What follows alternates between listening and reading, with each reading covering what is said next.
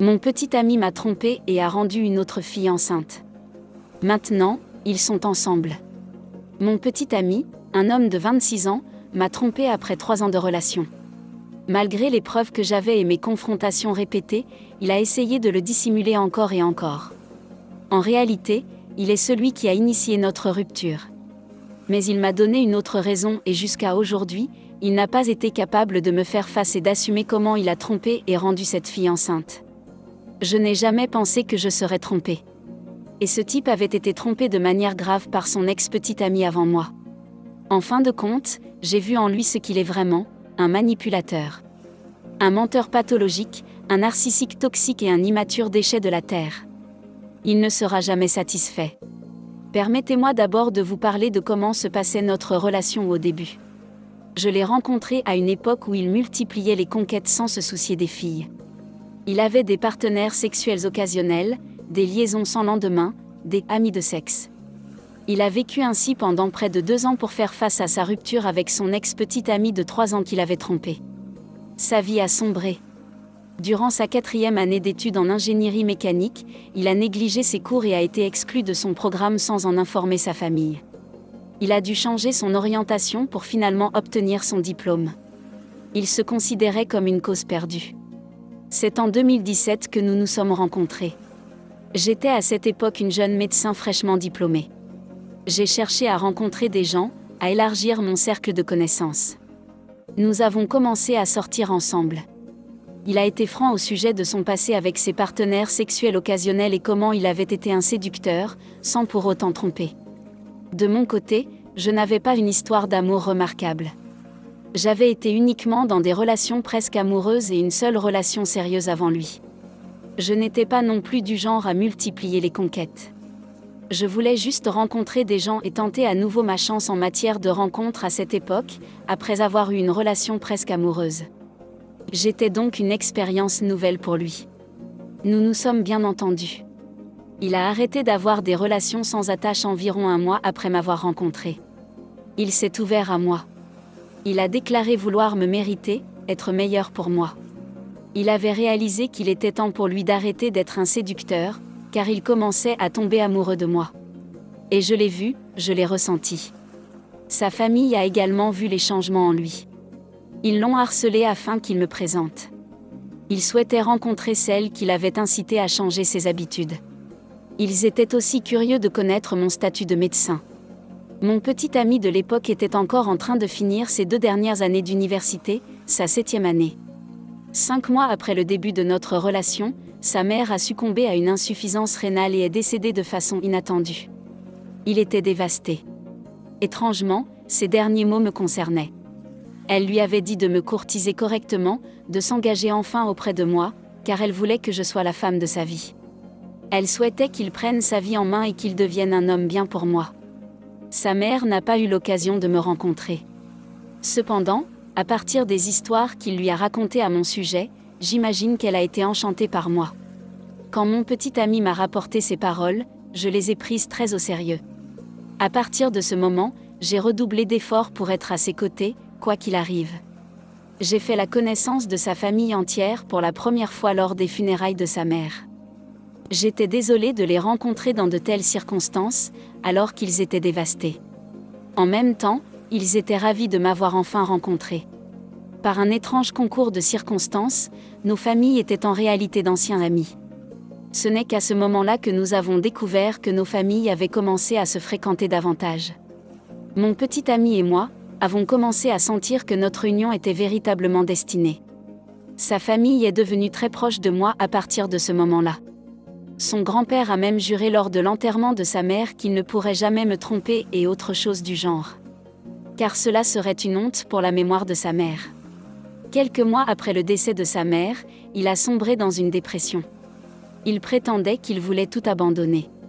Il y a eu des moments où il était très collant avec moi et voulait que je sois constamment à ses côtés. Puis il y a eu des moments où il m'a rejetée. Il ne me parlait pas pendant des jours. À un certain moment, il a même tenté de mettre un terme à notre relation, prétextant qu'il se sentait trop déprimé. J'ai fait tout mon possible pour être présente pour lui autant que je le pouvais. Je le regardais jouer au basket après mes consultations et mes gardes à l'hôpital. Je partais en excursion d'une journée avec lui et sa famille pour l'aider à surmonter sa peine. Certains soirs, je restais tard chez lui pour dormir avec lui et passer du temps à ses côtés. Je savais également que son langage amoureux se traduisait par des cadeaux et des actes de service. Alors, de temps en temps, je lui offrais des cadeaux pour lui remonter le moral. Nous avons surmonté cette période de dépression. Même si je l'avoue, il m'était émotionnellement difficile d'être traité de cette manière par lui à ce moment-là. Sa famille m'a également convaincu de rester. Il pensait que si je le quittais, cela pourrait le plonger encore plus profondément dans la dépression sans qu'il s'en rende compte. Après cela, nous étions plus heureux et notre relation est devenue plus forte. Après environ 1 an passé ensemble de cette manière, nous avons finalement décidé de rendre notre relation officielle devant notre famille et nos amis. Cela s'est passé le jour de mon anniversaire, signe d'alerte, n'officialisez pas votre relation lors de l'un de vos anniversaires car le traumatisme pourrait vous suivre.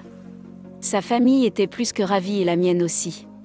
Ils savaient combien de temps je n'avais pas été en couple à ce moment-là. Nous étions tous deux heureusement amoureux. Passons rapidement à nos années ensemble. Nous nous disputions peut-être 1 fois par mois, mais jamais rien qui dure des jours. Il devenait toxique quand il était en colère. Je devenais alors le réceptacle de ses mots, douloureux malgré tout. J'avais une tendance à être passive-agressive, mais je m'efforçais toujours d'éviter les mots blessants envers lui. Il y avait des moments où il disait que j'étais ennuyeuse ou que j'étais trop sérieuse. Lui, de son côté, était taquin ou avait tendance à attaquer le caractère des autres. Je disais toujours ce que je pensais, et parfois, cela atteignait ses nerfs. À la fin de nos disputes, nous étions tous les deux désolés. Et il revenait toujours sur ce qu'il avait dit. Il était simplement en colère, voilà pourquoi il m'adressait parfois des mots blessants. Je me sentais verbalement maltraitée lors de nos disputes. J'ai essayé de me convaincre qu'il ne les pensait pas vraiment, qu'il était simplement guidé par les émotions.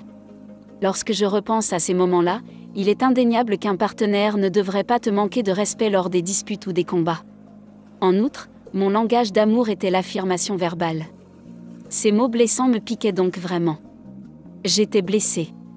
Ces blessures ont cicatrisé car je me suis forcée à guérir avec le temps. J'ai tenté de me concentrer sur les moments où je sentais qu'il m'aimait. Heureusement, nous n'avons jamais basculé dans la violence durant les années où nous étions ensemble. Cependant, son comportement blessant lors de nos disputes était un signal d'alarme. Il était manipulateur, un narcissique qui me désorientait. J'ai accepté ce côté de lui. Finalement, j'ai réussi à gérer nos disputes avec moins d'impact. Même si j'avais toujours envie de pleurer chaque fois que nous nous disputions. Il était toujours le premier à proposer que nous rompions quand la dispute devenait trop intense. Mais quand l'émotion s'apaisait, nous nous excusions tous les deux, et nous nous réconcilions et retrouvions nos sourires. Je supposais que notre amour se renforçait chaque fois que nous surmontions des disputes.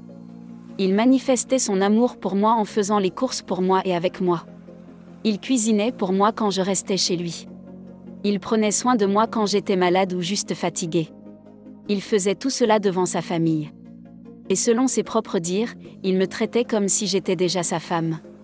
Sa famille me considérait déjà comme telle. Pensant enfin avoir été celle qu'il recherchait tout ce temps, après toutes ses infidélités. Il n'avait pas encore de travail parce qu'il se concentrait sur sa dernière année d'études. Sur le plan de carrière, oui, j'étais en avance sur lui et il y avait des moments où je devais dépenser plus pour nous deux. Il en était conscient lui aussi.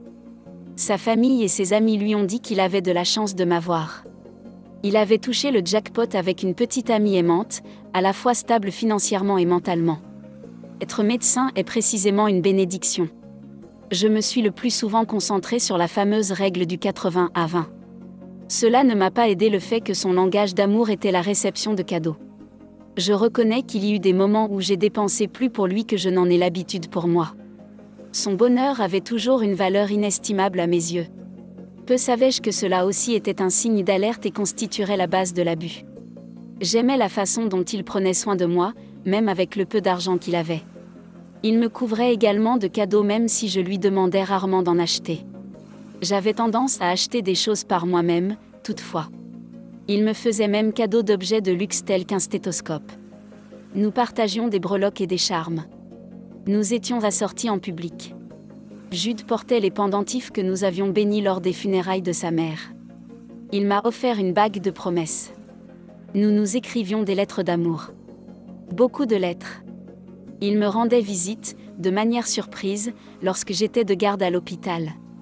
Nous étions les premières pensées l'un de l'autre dans tout ce que nous entreprenions. C'est du moins ce que je pensais. Notre relation continuait de s'épanouir sur le plan émotionnel. Et l'intimité était aussi très bonne.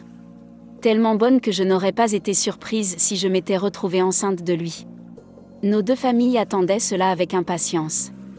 Cependant, nous avons décidé de jouer la sécurité. Je suis constamment sous contraception, pour que nous soyons à l'abri à chaque fois, avec ou sans préservatif. Pendant sa vie en tant que séducteur, il pratiquait le sexe en toute sécurité. Il rêvait d'avoir un bébé avec moi. Il m'a lui-même dit que si cela devait arriver malgré nos précautions, il serait plus qu'heureux de partager cette vie avec moi. J'avais hâte d'avoir un bébé avec lui aussi, mais je savais qu'il avait encore d'autres rêves, terminer son double diplôme et se concentrer sur la construction de sa carrière en tant que futur ingénieur. C'est pour cette raison que nous avons décidé de faire attention tout en profitant du sexe. Passons rapidement à l'aube de cette année, vers janvier. À cette époque, nous étions ensemble depuis 2 ans. Par hasard, j'ai regardé son profil Instagram et j'ai vu une photo sur laquelle il était identifié. Je l'ai vu assis avec une fille et sa famille dans une pose romantique et mignonne. J'étais choquée et j'ai essayé de rechercher le profil de la fille qui était privé. Il ne répondait pas à mes messages à ce moment-là car il assistait à un match de basketball. J'ai tenté de contacter sa sœur pour savoir si elle connaissait la fille. Elle aussi était choquée et ne connaissait pas cette fille. Elle m'a conseillé de discuter avec lui et de le confronter. Je l'ai ainsi confronté à ce sujet calmement. J'ai demandé qui était la fille. Il a nié entretenir une relation avec elle. Il a expliqué qu'il avait simplement été invité par un ami à poser avec elle parce qu'elle n'avait pas de partenaire, et qu'ils étaient simplement amis. Il s'est excusé et je l'ai pardonné. Mais en même temps, je lui ai rappelé que lorsqu'il est en présence d'autres personnes, il doit se comporter comme s'il avait une petite amie. Bien qu'il ne sache pas qu'une photo de lui sera publiée pour que tout le monde puisse la voir, et que s'il me trompe, je le quitterai immédiatement. Il m'a rassuré encore et encore. Sa sœur lui en a parlé après cela et il a rassuré sa famille aussi, affirmant qu'il ne me ferait pas cela. Selon ses propres mots, je l'aimais à son point le plus bas et lui m'aimait intensément. Je lui ai accordé le bénéfice du doute, parce que je savais qu'il connaissait le sentiment d'être trompé, vu ce que son ex-petite amie lui a fait. Je lui ai souligné cela aussi, afin de poser davantage mes limites. Mais je n'ai jamais oublié le nom de la fille et j'ai gardé un œil sur elle par la suite. Notre relation a continué normalement après cela. Parfois, j'ai essayé de trouver cette fille sur Facebook, mais je ne pouvais pas la trouver, peut-être à cause des paramètres de confidentialité, ou du moins, c'est ce que je pensais. Un jour, en juin, je ne sais pas quel pouvoir cosmique m'a poussé à regarder mes paramètres de confidentialité et ma liste de personnes bloquées sur Facebook. Et, au miracle, j'ai vu le nom de la fille sur ma liste de personnes bloquées. Je l'ai débloqué et j'ai vu son profil Facebook. J'ai vu mon petit ami aimer certaines de ses publications et photos. Il n'y avait pas de photos provocantes. Certaines interactions semblaient amicales. Pas flirteuses. J'ai supposé qu'ils étaient vraiment juste amis. Mais ce qui m'a étonné, c'est que je ne me souvenais pas l'avoir bloquée. Comment pourrais-je la bloquer si, techniquement, je ne la connaissais pas? Je gardais juste un œil sur elle après mes soupçons de janvier. Encore une fois, j'ai confronté mon petit ami à ce sujet. Je lui ai dit que je me demandais pourquoi la fille se retrouvait sur ma liste de personnes bloquées. Que cela me semblait étrange et que cela ressemblait à un bug d'une certaine sorte. Il s'est mis sur la défensive et m'a retourné l'accusation en disant que cela donnait l'impression que je ne lui faisais plus confiance malgré qu'il ait nié leur lien. J'ai pris ces mots pour argent comptant et nous avons laissé tomber. En nous répétant que nous nous aimions encore et encore.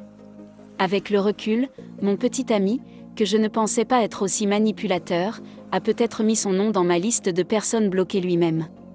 Et jusqu'à aujourd'hui, il ne l'a pas reconnu. Ce ne sont que d'autres personnes qui m'ont aidé à réaliser qu'il aurait pu le faire. Nous avons surmonté cela encore une fois et avons continué notre relation normalement. Nous étions toujours séparés physiquement à cause du confinement. Sa famille était très attentive à ne pas le laisser sortir parce qu'ils étaient paranoïaques. Pendant ce confinement, j'étais celle qui lui rendait visite au moins une fois par mois. Chaque visite était précédée d'un test PCR négatif, car j'avais peur d'attraper le Covid pendant mes gardes à l'hôpital et je pensais aussi à sa famille. Nos rencontres étaient courtes, environ 15 à 30 minutes. Nous ne pouvions pas nous tenir la main. Nous ne pouvions pas nous embrasser. Nous savions tous les deux que nous ne pourrions pas trouver de moyen de faire l'amour. J'ai tenté de lui faire une fellation dans la voiture lors de 2 visites, pour compenser l'intimité que nous ne pouvions pas partager à cause du temps qui nous était compté. Après chaque rencontre, nous nous quittions toujours avec seulement un câlin rapide. C'était difficile, mais je lui rappelais à chaque visite que je voulais respecter les règles de sa famille et il comprenait. Pendant 6 mois, nous n'avons pas eu d'autre intimité. Malgré cela, depuis que nous étions ensemble, nous parlions tous les jours.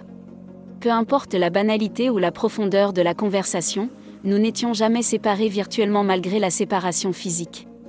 Nos disputes sont devenues plus fréquentes. Il était facilement irrité.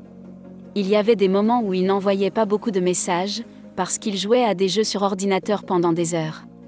Ce qui est devenu un sujet de dispute pour nous également. J'ai essayé de comprendre davantage. Peut-être que c'était le confinement qui avait produit cet effet. Il m'a dit qu'il était désolé de m'avoir traité comme un punching ball lorsqu'il était frustré de ne pouvoir sortir et de faire d'autres choses. Nous avons surmonté chaque dispute et chaque désaccord de la même manière. J'ai essayé de le comprendre davantage et de le réconforter. Il se trouvait que j'étais celle qui pouvait sortir et qui avait un peu plus de variété en termes d'activités quotidiennes par rapport à lui, qui était coincé à la maison. Puis, vers la mi-octobre, il m'a proposé de rompre, pour qu'il puisse réfléchir sur lui-même. Parce qu'il se sentait perdu et pensait qu'il ne pouvait pas me donner le même amour que je lui donnais. Qu'il ne pouvait pas faire d'efforts pour moi en ce moment. Qu'il était frustré de me voir l'aimer plus qu'il ne le méritait. Il se sentait coupable de ne pas pouvoir faire grand-chose pour moi et voulait me libérer. Je me suis sentie perdue car c'était tellement soudain. Je ne m'étais même pas plainte de notre situation pendant le confinement. Même si l'effort venait principalement de moi pour que nous puissions fonctionner pendant cette période, je l'aimais tellement que cela ne comptait pas pour moi et je lui ai dit. Mais pour lui, cela comptait, du moins je le croyais. Il a dit que c'était mieux ainsi. Au lieu que nous continuions de cette façon. Que nous finirions par nous détester l'un l'autre. Après, j'étais très confuse. Et je ne savais pas ce que j'avais fait de mal, même si je lui ai assuré que notre situation était temporaire et qu'il n'y avait rien de mal dans ses efforts pour moi, c'est-à-dire la règle 80 à 20 encore une fois. Pendant notre séparation, j'ai parlé à sa sœur avec qui j'étais proche. Je lui ai demandé de prendre soin de lui pour moi. J'ai pensé qu'il pourrait souffrir du syndrome du confinement et qu'il souffrait mentalement à cause de la pression du confinement. J'étais très inquiète pour lui. Dans mon cœur, j'espérais que nous pourrions surmonter cela et finir par nous remettre ensemble lorsque la situation s'améliorerait et quand il se sentirait mieux par rapport à lui-même. Sa sœur, quant à elle, avait un étrange pressentiment que la rupture était trop soudaine. Elle a essayé de le sonder pour comprendre la raison de notre rupture. Ses autres membres de la famille étaient également très choqués. Ils ont tous fini par pleurer. Parce qu'à leurs yeux, ils nous voyaient vraiment ensemble jusqu'à la fin. Ils ont essayé de lui demander pourquoi, mais il n'a pas pu leur répondre pleinement. Ils le voyaient juste déprimé à la maison et évitaient de parler de ce qui s'était passé. Les semaines ont passé et j'étais encore terriblement dévastée. Pleurant chaque jour, même pendant mon service à l'hôpital. Essayant de comprendre ce qui avait mal tourné entre nous. Mes collègues me voyaient essayer de garder le contrôle. En novembre, sa sœur me contacte et me dit qu'elle a pu obtenir la vérité de la part de mon petit ami. Elle était tellement choquée. Tellement en colère et triste à la fois. Mon petit ami a avoué avoir eu une aventure d'une nuit vers la fin de juillet ou début août, il ne pouvait pas se rappeler la date, avec la fille que je soupçonnais depuis janvier. C'est elle qui aurait prétendument conduit jusqu'à leur maison pendant le confinement, après une rupture avec son petit ami. Elle a convaincu mon petit ami de sortir de la maison aux petites heures du matin. Ils ont fait l'amour dans la voiture et sont rentrés comme si de rien n'était. Pour information, mon petit ami est un oiseau de nuit et il se couche vers 5 ou 6 heures du matin après des heures de jeu sur ordinateur. Et c'était toujours une habitude pour lui de me dire bonne nuit, je t'aime, à ce moment-là. Et il n'a jamais manqué de le faire. Il a été largué par cette fille à l'instant où cela s'est produit, et je n'avais aucune idée de tout cela jusqu'à ce que sa sœur parvienne à lui faire avouer. Quand j'ai compris, j'ai crié de douleur comme si on m'égorgeait vivante. Elle m'a informé que la fille était probablement déjà enceinte de 10 à 12 semaines à ce moment-là, si j'ai bien compté, et qu'il l'a seulement découvert le jour où il a tenté de me quitter. La fille prétendait qu'il était le père, malgré le fait qu'elle avait un petit ami. Mon petit ami n'a pas eu le courage d'être honnête avec moi jusqu'à la fin. Il n'a jamais réussi à m'affronter par la suite. Sa famille entière lui en voulait et était dégoûtée par son comportement. J'étais horrifiée jusqu'au plus profond de mon être et blessée au-delà des mots que l'on pourrait dire.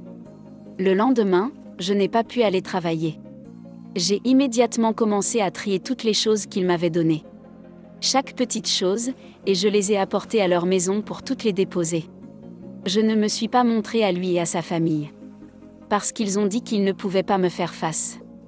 Ils ne l'ont pas poussé à me faire face non plus. Parce que, selon eux, nous ne pourrions que nous faire du mal l'un à l'autre. Et je les détestais pour ça.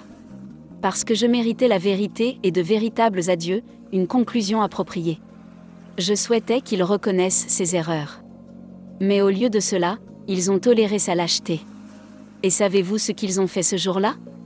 Ils ont amené mon petit ami à la maison de la fille pour qu'il assure aux parents de la fille qu'il assumerait entièrement la responsabilité de l'enfant. Je me suis sentie trahie et négligée. Et là, ils soutenaient ce trompeur. Ils ont exprimé leur mépris et leur dégoût envers mon petit ami. Mais, pour sauver les apparences, ils l'ont soutenu dans sa décision de ne pas me faire face. Et à la fin, notre dernière conversation a eu lieu par message. Avec lui qui me suppliait de ne pas retourner les choses qu'il m'avait offertes, arguant que cela briserait son cœur et celui de sa famille. Il affirmait m'aimer car il pensait que j'étais bonne pour lui et que sa famille m'appréciait tellement qu'il ne pouvait pas se résoudre à me laisser partir. Mais vous savez quoi ? Il aimait aussi cette fille. Il ressentait envers elle un bonheur inexplicable. Il estimait que notre relation manquait de quelque chose et m'avouait alors qu'il me mentait depuis le jour où je l'avais surpris. Il a continué avec leur relation, malgré tous les avertissements qu'il a reçus, sans que personne dans sa vie soit au courant. Il prétendait qu'il ne pouvait pas me laisser partir parce qu'il se sentait perdu. Finalement, il a choisi de rester avec elle, d'autant plus qu'ils ont maintenant un enfant ensemble. Je n'ai pu retenir ma colère, je l'ai maudit, lui et cette fille. Il aurait dû tout avouer dès la première fois que je les ai surpris ensemble en janvier. Pendant tout ce temps, il a eu le culot de faire croire à sa famille et à moi que tout était normal. Il nous rassurait encore et encore, affirmant qu'il m'aimait tellement qu'il ne me tromperait jamais. Mais il a trompé chacun d'entre nous. Quant à cette fille, elle était au courant dès le début de ce qui se passait. Ce qui m'a choqué, c'est qu'elle avait un petit ami durant toute cette période. Malgré cela, elle et mon petit ami ont continué leur relation. Ces deux individus sans scrupules.